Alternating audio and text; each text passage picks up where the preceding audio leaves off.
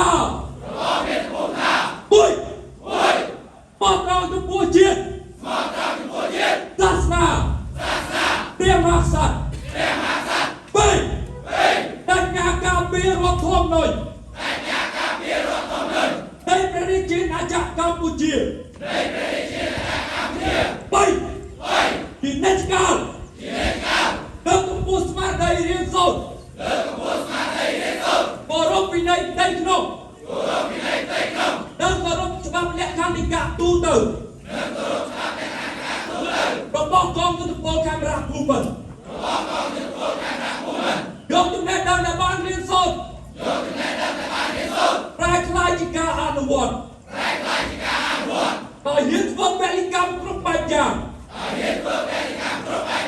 ដើម្បីការពារជាតិ